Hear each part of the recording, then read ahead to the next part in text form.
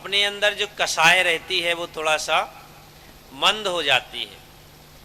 तीसरा लाभ ये है कि पुण्य का बंध होता है। जब जय बोलते हैं तो पुण्य का अर्जन होता है। जिनकी जय बोलते हैं श्रद्धा भाव रहता है, उससे परिणाम निर्मल होते हैं और पुण्य का अर्जन होता है। चौथा है कि जय बोलने से प्रमाद चला जाता है। प्रमाद मतलब आलस्य चला जाता है। और सबसे बड़ा लाभ ये है कि पड़ोसी भी जाग जाता है। लेकिन कब जागता है? जब हम जोर से जय बोलते हैं। इसलिए सब लोग जोर से जय बोलें थोड़ा सा। बोलिए सत्य सनातन धर्म की। हाँ,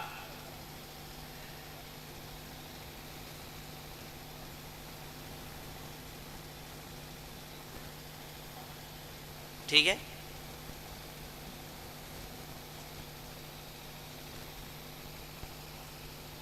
से पुण्य का उदय कि जिन क्षणों में सारी दुनिया भौतिकता की चकाचौंध में उलझी हुई अपने मानव जीवन के अमूल्य समय को व्यर्थ गंवा रही है, वहीं हम इतनी निराकुलता से बैठकर धर्म की चर्चा का श्रवण कर रहे हैं। जीवन में वो क्षण बड़े ही अमूल्य होते हैं जिन क्षणों में ये जीव भगवान की चर्चा सुनता है, भगवान का गुणगान करता है, भगवान की भक्ति करता है। ये क्षण वास्तव में बड़े ही मूल्यवान होते हैं, क्योंकि जीवन परिवर्तन का क्रम सत्य वस्तु स्वरूप को समझने से ही प्राप्त होता है।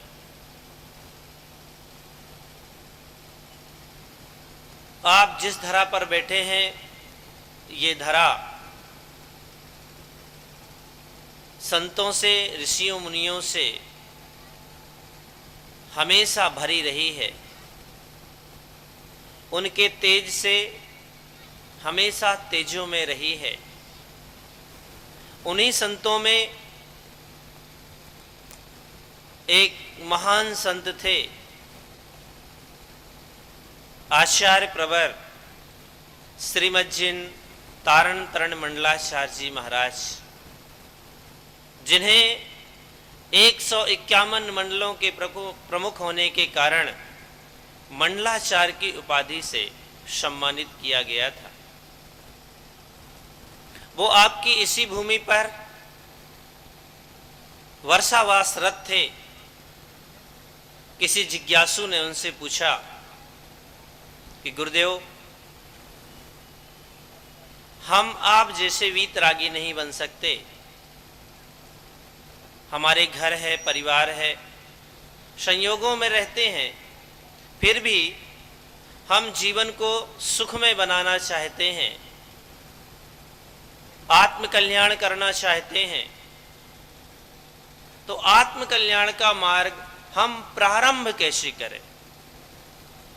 आत्मकल्याण की बिगिनिंग स्टेज कौन सी है? प्रारंभिक स्टेज कौन सी है? आचार्य तारण स्वामी ने एक गाथा दी है। उस जिज्ञासु के प्रश्न का समाधान किया है कि हे भाई, यदि तुझे वास्तव में जीवन परिवर्तन करना है, आत्मकल्याण करना है, तो ध्यान रखना कि प्रथमम भाव शुद्धम च अशुद्धम तिक्त परान्मुखम परिणाम बंध मुक्तम च उपभोगम तिक्त मनः श्रुतम। आचार्य तारण स्वामी कहते हैं कि यदि आत्मकल्याण करना है तो सबसे पहले अपने परिणामों की शुद्धि करो। प्रथमम भाव शुद्धम च, सबसे पहले अपने भावों की शुद्धि करो। आदमी शरीर की शुद्धि तो कर लेता है, कपड़ों की शुद्धि तो कर लेता है, मकान की शुद्धि तो कर लेता है, लेकिन अपने परिणामों की शुद्धि, अपने भावों की शुद्धि नहीं करता। जबकि कर्म का आश्रय और बंध जो होता है वो जीव के परिणामों से होता है। प्रथमम भाव शुद्धम च अशुद्धम तिक्त परान्मुखम, जितने भी तुम्हारे अशुद्ध परिणाम हैं, फिर चाहे वो राग के हों, चाहे द्वेष के हों, चाहे मोह के हों, चाहे किसी प्रकार के विकारी परिणाम हों, सारे परिणामों से अपनी दृष्टि को मोड़ लो। क्यों? क्योंकि परिणाम बंध मुक्तम च, जीव के भाव ही बंधन में और भाव ही मुक्ति में कारणभूत होते हैं। यदि अच्छे परिणाम करता है, विशुद्ध परिणाम करता है, तो जीव मुक्ति की मार्ग बना लेता है, और अशुद्ध परिणाम करता है, राग द्वेष आदि के परिणाम करता है, तो इस जीव का संसार का चक्कर चलता रहता है। 4 पंक्तियां आई हैं कि परिणामों से मोक्ष प्राप्त हो, परिणामों से बंध रे, परिणामों की दिव्य शक्ति से कटे जगत के फंद रे। कि शुभ परिणाम स्वर्ग देते हैं, अशुभ नरक दिखलाते हैं, और जब परिणाम शुद्ध होते तो सिद्धालय पहुंचाते हैं। निज वीणा की मंजली ध्वनि पर गूंजे निज के छंद रे, परिणामों से मोक्ष प्राप्त हो, परिणामों से बंध रे। कि परिणाम ही जीव के लिए बंधन के और परिणाम ही जीव के लिए मुक्ति के कारण होते हैं।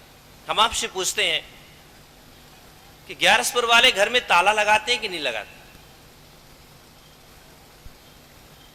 अभी आप लोग यहां आए हैं तो ताला लगा के आए होंगे।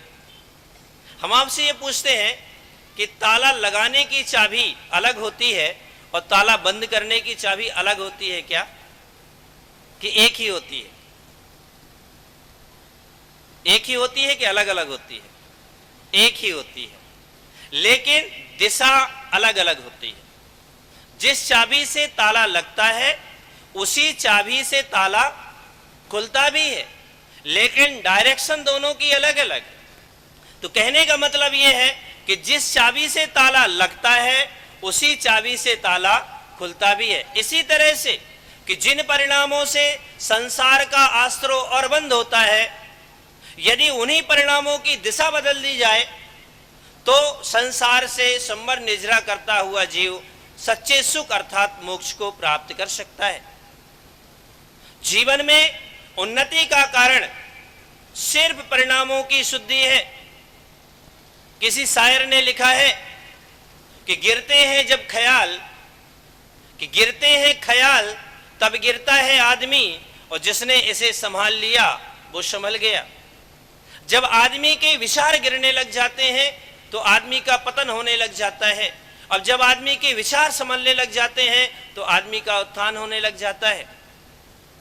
हमें यदि जीवन में वास्तव में उत्थान का मार्ग बनाना है, आत्म कल्याण का मार्ग बनाना है, तो सबसे पहले हमें अपने भावों की संभाल करना है, सबसे पहले हमें अपने परिणामों की संभाल करना है।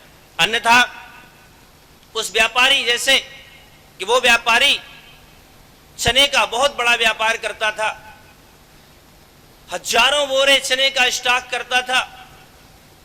एक बार संयोग की बात, उसका एक मित्र आया विदेश से और उस व्यापारी से कहा कि मित्र चलो तीर्थ यात्रा में चलते हैं।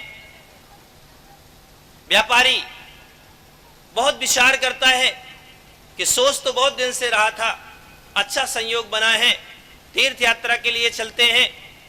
और दोनों मित्र तीर्थ यात्रा के लिए निकल पड़े। जब ये व्यापारी जाने लगा छोटा सा पुत्र कहीं बाहर गया था, वो उस व्यापारी को रास्ते में मिल गया। उन्होंने कहा कि पिताजी आप कहाँ जा रहे हैं? व्यापारी कहता है बेटे मैं तीर्थ यात्रा में जा रहा हूँ, मेरे मित्र आए हैं, इनके साथ कुछ दिन तीर्थ यात्रा करूंगा, जीवन को धर्म में बनाऊंगा। बेटा कहता है कि पिताजी आपने व्यापार के विषय में मुझे कुछ नहीं बताया, यदि हो सके तो थोड़ा व्यापार के विषय में बता दें कि आप 15-20 दिन के लिए बाहर जा रहे हैं, उस समय में कुछ व्यापार तो कर सकूं। व्यापारी अपने बेटे को समझाता है कि बेटे अपने यहाँ को बहुत सारे व्यापार तो है नहीं, सिर्फ एक ही व्यापार होता है और वो भी चने का। चना अपने पास बहुत सारा रखा है, हजारों क्विंटल चना रखा हुआ है। तुम एक काम करना कि कोई यदि ग्राहक आए तो चना बेचना प्रारंभ कर देना। वो लड़का पूछता है, बोले पिताजी आप ये बताइए कि चने का रेट क्या है? उनने कहा कि 2000 रुपया क्विंटल चलता है, और कोई लेने वाला आए तो आप 2000 रुपया क्विंटल उसे बेच देना। 1800 का खरीदा है, 2000 का बेच दोगे तो 200 रुपया क्विंटल फायदा मिल जाएगा। लड़का बड़ा खुश हुआ, और यहां धीरे धीरे चने का रेट बढ़ गया। 2000 से 2100 हुआ, 2200 हुआ, लेकिन लड़के को पता नहीं था। और ग्राहक आए, उनने पूछा, बोले सेठ जी चना मिलेगा क्या? उनने कहा हाँ मिल जाएगा। लड़के से पूछा, बोले क्या रेट? उनने कहा 2000 रुपया क्विंटल। रेट मार्केट में 2200 रुपया क्विंटल, और लड़का कह रहा है 2000 रुपया क्विंटल, और चना बिकना शुरू हो गया। देखते देखते हफ्ते 1.5 हफ्ते में पूरा चना खत्म हो गया। ग्राहक आए, उनने पूछा, बोले सेठ जी चना मिलेगा? उस बेटे ने कहा, बोले भाई चना तो खत्म हो गया, बिक गया। उसके मन में विचार आया कि चना तो बिक गया है, लेकिन चने की दाल अभी रखी है, वो भी 1000 क्विंटल रखी होगी। उसने उस ग्राहक को रोका, बोले भाई सुनो, चना तो बिक गया है लेकिन चने की दाल जरूर रखी है, यदि चने की दाल चाहिए हो तो मैं आपको दे सकता हूं। ग्राहक ने पूछा, बोले भैया चने की दाल क्या रेट? लड़का पढ़ने वाला था, मैथ अच्छी जानता था, उसने चूंकि इसलिए पढ़ा था, उसने सोचा कि चना साबित होता है 2000 रुपये क्विंटल, और एक चने की 2 दाल बन जाती हैं। जब एक चना साबित 2000 रुपये क्विंटल के भाव से बिकता है तो एक चने की 2 दाल, तो भाव भी आधा हो जाएगा। उसने कहा 1000 रुपये क्विंटल, और देखते देखते 2-3 दिन में ही पूरी गोदाम साफ हो गई। व्यापार बहुत अच्छा कर लिया। नियत समय पर उनके पिताजी लौट कर आए। उनने बच्चे से कहा, बोले बेटा कुछ व्यापार वगैरह हुआ कि नहीं हुआ? उन्होंने कहा पिताजी जितना आप साल भर में नहीं करते थे उतना मैंने 20 ही दिन में कर लिया, बहुत अच्छा व्यापार किया। उन्होंने कहा क्या क्या बेच दिया? बोले चना भी बिक गया और चने की दाल भी बिक गई। उन्होंने कहा बेटा बहुत अच्छा, तुम तो आगे चलकर बहुत व्यापार अच्छा संभाल सकते हो, बहुत अच्छा व्यापार कर सकते हो, जरा पैसा उठा के लाना। वो लड़का थैली उठाकर लाया। पिताजी अनुभवी थे, उनने देखा कि थैली में जो वजन होना चाहिए वो वजन नहीं है। उनने बेटे से पूछा, बोले बेटा चना क्या रेट दिया? उनने कहा 2000 रुपये क्विंटल। पिताजी ने पूछा चने की दाल भी बेच दी? बोले हाँ बेच दी। बोले क्या रेट बेची? बोले 1000 रुपये क्विंटल। बिक्री तो बहुत हुई, लेकिन दिवाली की जगह क्या निकल गया? दीवाला निकल गया। क्यों निकल गया उसका दीवाला? दिवाली की जगह उसका दीवाला क्यों निकला? क्योंकि उस लड़के को भाव का पता नहीं था। यदि भाव का पता होता तो उस लड़के की दीपावली मनती, दीवाला नहीं निकलता। वो कोई व्यापारी दूसरा नहीं था, वो हम ही व्यापारी हैं। हम किसी कर्म के उदय से इस मनुष्य रूपी जीवन में आए हैं। इतनी अच्छी आयु मिली है, इतना अच्छा पुण्य का उदय मिला है, और सब यहां व्यापार कर रहे हैं। सारे लोग व्यापार कर रहे हैं। काय का व्यापार कर रहे हैं? पुण्य का और पाप का। तुलसीदास जी ने लिखा है कि तुलसी यह तन खेत है, कि तुलसी यह तन खेत है, मन वच कर्म किसान। अब पाप पुण्य दो बीज हैं, बुबे सोल ने निदान। ये शरीर खेत के रूप में मिला है और मन वच कर्म किसान, मन वचन ये जो कर्म मिले हुए हैं ये किसान की तरह कार्य करते हैं। और दो बीज हैं, पुण्य पाप दो बीज हैं, पुण्य और पाप दो बीज मिले हुए हैं, बुवे सोल ने निदान। जो जीव जिन बीजों को बोता है वो वैसा ही काटेगा। हमें सारी अनुकूलताएं मिल गई हैं, सारे संयोग मिल चुके हैं, लेकिन अब हम कौन सा बीजारोपण कर रहे हैं? यदि पाप का बीज लगाएंगे तो निश्चित है कि पाप की ही फसल काटनी पड़ेगी, और पुण्य का बीज लगाएंगे तो निश्चित है कि पुण्य की फसल काटनी पड़ेगी। आदमी बीज तो वो देता है, लेकिन काटते समय विचार करता है, हे भगवान, का मैंने ऐसे कर्म करे थे। अरे भैया, कर्म किए नहीं होते तो भोगते कैसे? ये ज्ञानी और अज्ञानी में इतना ही फर्क होता है कि ज्ञानी कर्म करने के पहले विचार करता है और अज्ञानी कर्म करने के बाद विचार करता है। लेकिन कर्म करने के बाद विचार करने से कोई फायदा नहीं होता। हमारे दिल्ली से पारस चैनल वाले आए हैं, हम आपसे पूछते हैं, ये फोटो खींच रहे हैं, आप बताओ, एक बार फोटो खींच जाए और गर्दन किसी की टेढ़ी हो जाए, फिर रोने से कोई फायदा है? अरे कैमरा फोटो खींचने वाला कहता है यस रेडी, कि तैयार हो जाओ, मैं फोटो खींच रहा हूं। इसी तरह हर समय कैमरा कर्म का तैयार है, कर्म अपना कैमरा लिए तैयार है। हम जैसे कर्म करते हैं कर्म वैसा ही फोटो खींचता चला जाता है, और जैसा खींचेगा लेना भी तो वैसे ही पड़ेगा। अच्छा खिंचवाओगे तो अच्छा, और बुरा खिंचवाओगे तो बुरा। इसलिए हर समय कर्म करने के पहले विचार कर लो। एक बात ध्यान में रखना कि गलत काम करने के पहले 100 बार विचार करो। क्या? कि गलत कार्य करने के पहले 100 बार विचार करो, और अच्छे कार्य करने के पहले विचार नहीं, उस कार्य को कार्य रूप में परिणमित कर दो, तो जीवन में सफलता मिलती है। लेकिन गलत कार्य करने के पहले हम विचार नहीं करते, करते चले जाते हैं, और अच्छे कार्य करने के पहले सैकड़ों बार विचार करते हैं। हम मंदिर में जाते हैं और दान करने का भाव आता है तो 1000 बार विचार करते हैं, करें कि नहीं करें। और धोखे से यदि 10 की जगह 50 का नोट निकल आता है तो सोचते हैं दें कि नहीं दें, और देना की इच्छा भी पड़ती है तो सोचते हैं कि नया दें कि पुराना दें। पुराना दोगे तो क्या मिलेगा? भाई, जैसा करेंगे वैसा ही तो मिलेगा, क्योंकि करता था तो क्यों किया, करके क्यों पछताए।